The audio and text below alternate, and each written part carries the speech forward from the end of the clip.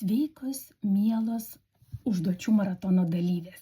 Šiandien jau 3 mūsų užduočių diena. Ir ji vadinasi Lėtumo ir sąmoningumo diena. Žinoma, kad esate girdėjusios apie tai, kad žmogaus organizmas, kaip ir visos kitos sistemos, ne visos, bet dauguma sistemų, daugybę procesų automatizuoja. Tai saugoja mūsų smegenis ir mūsų psichiką nuo taip vadinamo perdegimo. Kokios profesijos dažniausiai turi riziką patirti perdegimą, kokių profesijų žmonės? Tai tų, kuriuose reikia daug sąmoningumo, daug įsitraukimo. Na, pavyzdžiui, tai yra gydytojai, mokytojai, vadovai ir dar daugybė kitų, kuriuose negali automatizuoti visų procesų arba daugelio procesų ir turi būti įsitraukęs, sąmoningas, dėmesingas. Taigi, kita vertus, iš kitos pusės, visą laiką gyventi atsipalaidavus irgi neįmanoma ir negalima, nes tokiu būdu mes tiesiog sėdėtumėm ir neeitumėm niekur, ar nepasiektumėm tikslų, neįmanoma būtų aktyviai siekti kažkokių savo prioritetų, dirbti, keliauti. Todėl mūsų pagrindinė užduotis ne pasiekti visiško atsipalaidavimo, bet surasti tą balansą tarp įsitempimo ir atsipalaidavimo. Dėmesio užduotis. Išsirinkite vieną veiklą.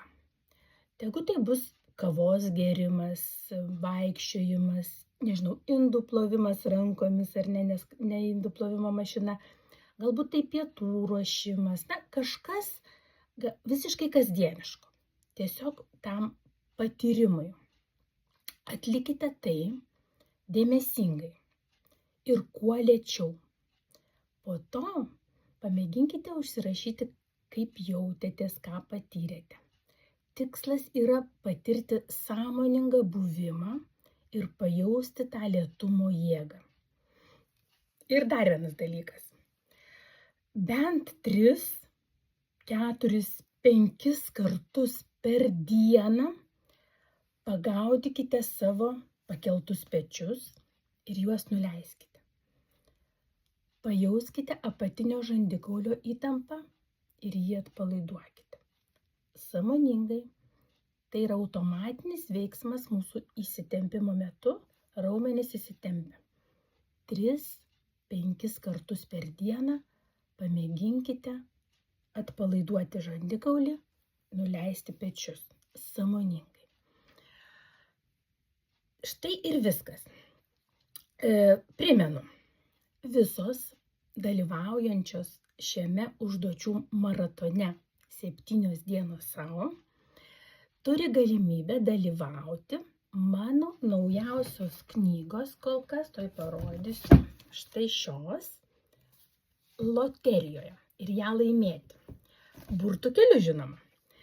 Tačiau tam reikia po kiekvienos užduoties atsiųsti man elektroniniu paštu 5-10 sakinių šiokio tokio aprašymo, kaipgi jums sekėsi, ką jūs patyrėte, kaip jūs veikėte atlikdamos šią užduotį.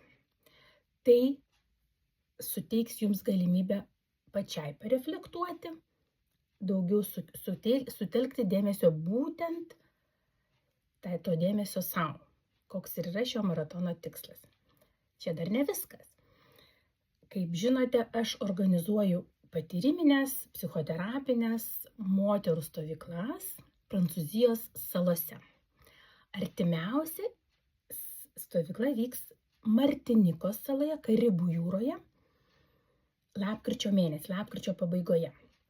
Visą informaciją rasite po šiuo video ir vėliau sausio mėnesį Gvadelupės saloje planuojama. Dar kol kas nepaskelbta, bet bus panaši programa ir panaši kaina. Taigi, visos maratono dalyvės, atlikusios visas užduotis ir man jas atsiuntusios, turės galimybę gauti net 200 € nuolaidą stovyklos kainai.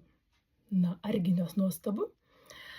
Tai štai, linkiu smalsumo ir entuziazmo atliekant užduotį ir iki sekančios užduoties. Sėkmės!